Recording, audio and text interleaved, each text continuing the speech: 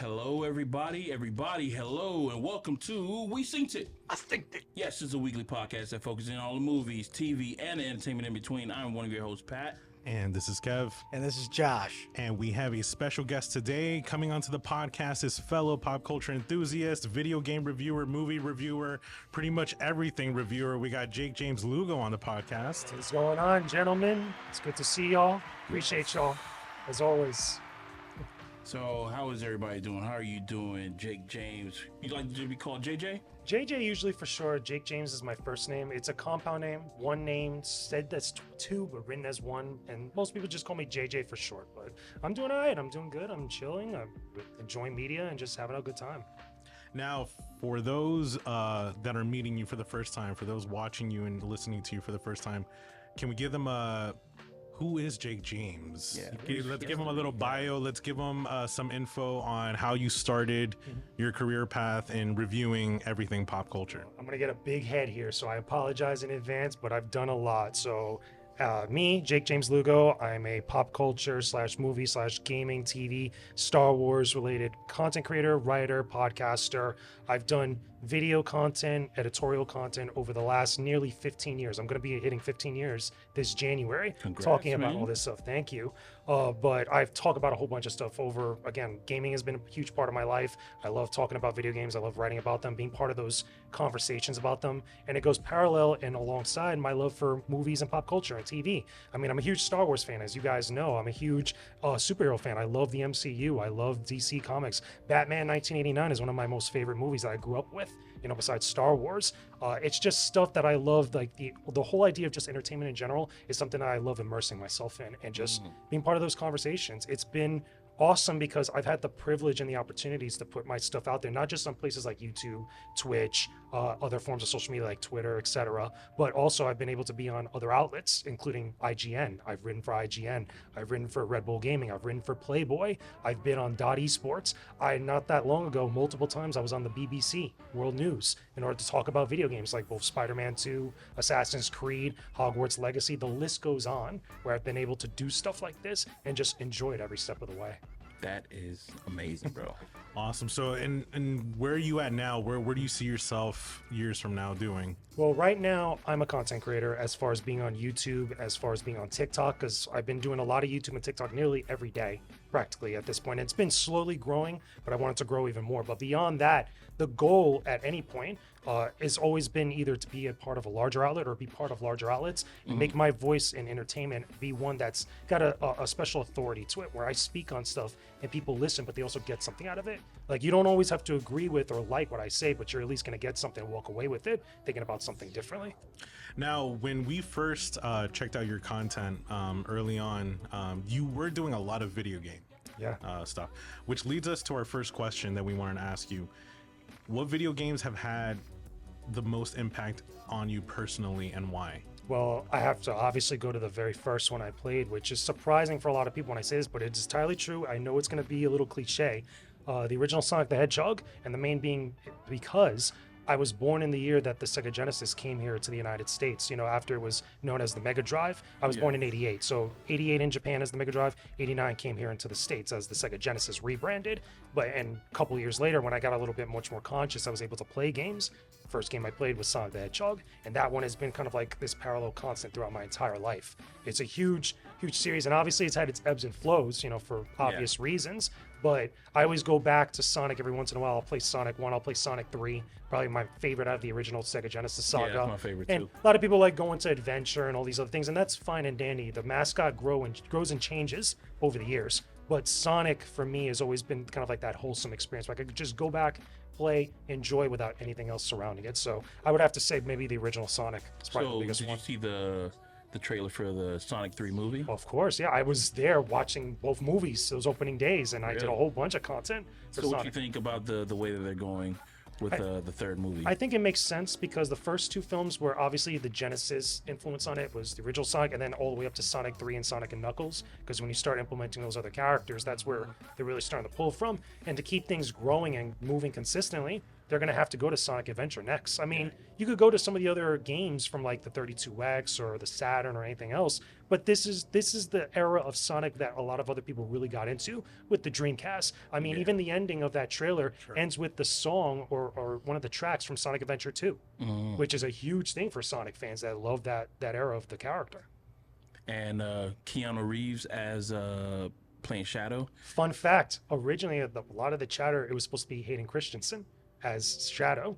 That would have been I interesting. don't think people like that guy's voice. It's Hayden Christensen. Hey, that's Hayden Christensen. Like, No, but I think that was one thing people used to always make fun of him. Was his voice. Because he's monotone. it's very monotone, very dark. Yeah. He- So I don't know. He's in his feelings and all that. But that was originally one of the things that were floating around. But I think Keanu Reeves, I mean, he's been getting a lot of love, obviously, for many projects. And I think he does good with It's animated warranted. stuff. It's like, Yeah. He's done a lot of stuff. He's been in other animated projects. He was in a Toy Story movie at one point. Yeah, he Randomly. And, But you know, his do- voice isn't that aggravating or anything like that to listen to. You know, like he can...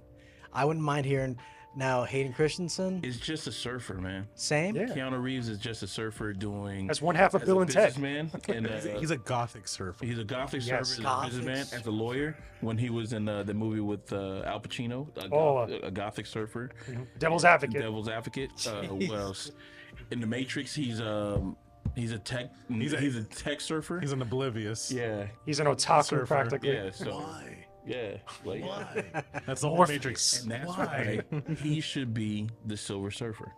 That'd be interesting. I'd be down for that, to be honest. The way he sounds, yeah, but not played by him in real life. Like do Nah, it CG, like the CG. Hulk, and then get his voice. Yeah, I just want to hear it. Whoa, I'm riding the waves past Saturn, bro. That's almost too perfect. Wait, now. you know, because you did touch on this like a few episodes Pitching ago. this to everybody, and nobody wants So, like the original Silver Surfer, he's just a cosmic being. Doesn't mean he has to sound like a surfer. like California. No. However, I do think it would hit that validation button quite a bit higher if it was some kind of He would get beach-esque accent, Yeah, man. he It would get cannot that have James. I am, you know, yeah. imperialist, whatever bullshit fucking way of speaking instead of He would get that James Gunn, Guardians of the Galaxy bump.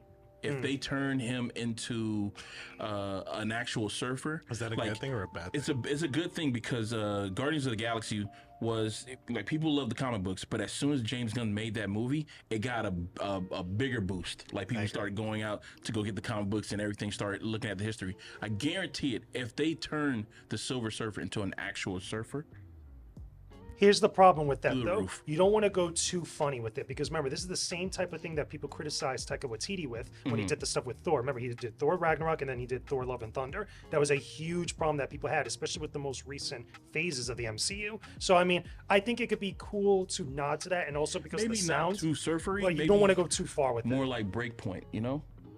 That's very surf. They literally no, surf. no. They literally He surf wasn't- in the he movie. wasn't trying to be funny. He was trying to be serious. That's the only Keanu Reeves in which he is actually surfing. Now, is that to say that just the ocean waves just makes you talk like that? I think so. Nah, yeah, it has. I think it'd be the cosmic waves in this case. The cosmic waves were just. You're gonna be surfing the waves, the wave that made the Fantastic Four. That's him, the Silver Surfer on the Yeah, top. just Like, wearing Hawaiian shorts, bro. oh my God, can you imagine? Now, compared to us, we view you as a video game expert because we Thank know you. we play, Nothing. but we're not. Yeah, we're enthusiasts. But you guys enjoy games. That's what counts. Yeah. Yeah. Where do you see like the current state of the gaming industry and where it's going?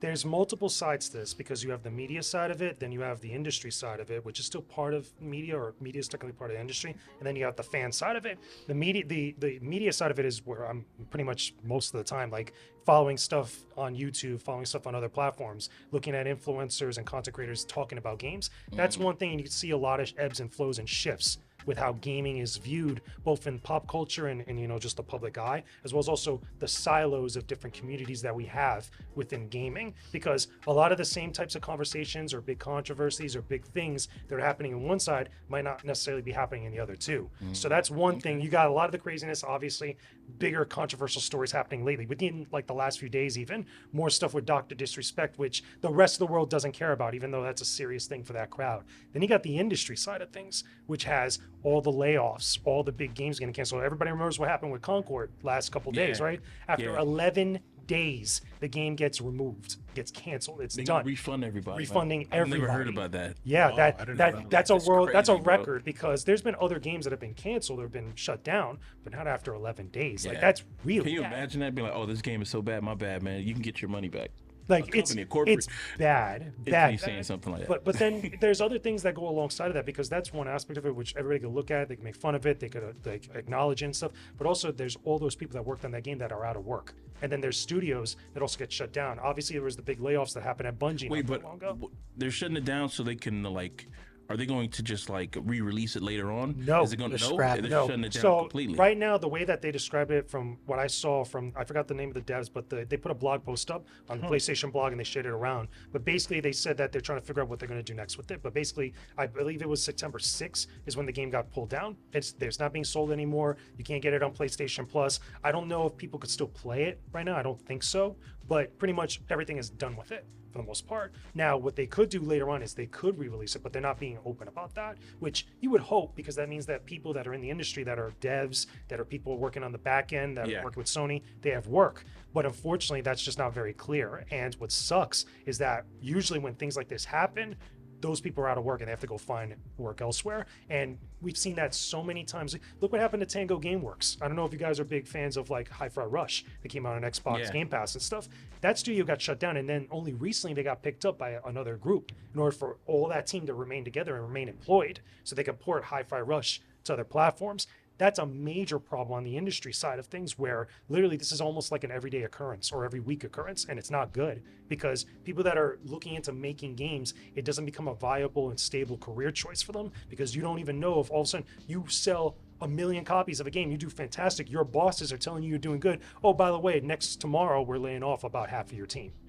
And that's a very scary thought to deal with, and that's a lot of things that get talked about but not enough into the factor that it should be in some cases. And then finally you got everybody else, which is the public eye, which is a constant thing that's always been going on since the 80s, because you have people that look at games still as like child playthings. They still look at games as like mediocre forms of entertainment, which they're not. They make billions of dollars every year, and that's not even releasing new games every year. That's just like licensing. That's just mind share. That's Yeah, all that different other monthly stuff. subscriptions. It's a ridiculous amount of money. Yeah. Sometimes there are game releases that come out that make more money and make more of an impact than movie releases. I can't remember if it was Grand Theft Auto 4 or Grand Theft Auto 5, that the weekend it came out, that there was some other movie that was being released in theaters that didn't do well, and it was because of that game coming out, because everybody was staying home I can see that. playing Grand Theft Auto. Damn right. I can see That was appointment viewing, appointment playing, and appointment activities. I think Grand Theft Auto 4. That's the one that was in New York, right? Yeah, they brought it. Yeah, back. it was Liberty City. Yeah, I think that was the last game that I actually went to like a GameStop and waited outside for the midnight release. Yeah. And man, there was a lot of people out there. Yeah. And I had my pre-order and everything, and bro, and it was a scene. You know, people just talking about it. Yeah, I'm gonna do this. Oh, what's your game tag? Oh, this is it. So yo, we gotta hit that city. We gotta hit that city hard, man. I'm gonna start killing everybody that I possibly You know what can. that is though? That's word of mouth, and that's good. Gets to my point. Is like with the public perception and the public zeitgeist of stuff, where games have now at this point now in the late 2000s or throughout the 2000s have become such a big part of pop culture that even if you're not a big gaming person, if you're not into, you're not on Twitter talking to all the gaming people and all that stuff, you might have gaming be in relation or parallel to some of the stuff that you're into. A lot of sports people are into that. A lot of NFL players, a lot of NBA players. They might not always play Madden, they might not always play 2K, but you might hear about them playing Call of Duty, playing Halo, playing Overwatch, playing Street Fighter, Mortal Kombat, or just playing whatever random game they just feel like playing. But the point is they're talking about it, and it becomes much more socially acceptable for people rather than ostracizing those that were into it now back in the day. Yeah, I think everybody plays games in some fashion. Yeah. A lot of people, they say that more people play mobile games than play like console or PC that's games. a fact, and it's not just limited by gender either. Some people say like a certain amount of female players play mobile, a certain amount of male players play mobile. It's literally a conglomerate of people that are playing on mobile because it's so easy to access. I know a lady on who your plays mobile video games. Yeah, But, but like- sitting right across you. But continue. But like on the phone, right? It's so easy to just pull up. A Wait, hold on. It's like, Are you "Run that fucking back." talking about me? It's like walk that. Are back you for a fucking second. talking about me, bro? It's like hold up. Hold the fuck up. Hold the fuck up. It's like record scratch. On a serious note, though, I do play Call of Duty fucking mobile. Fuck you, dude. Yo, but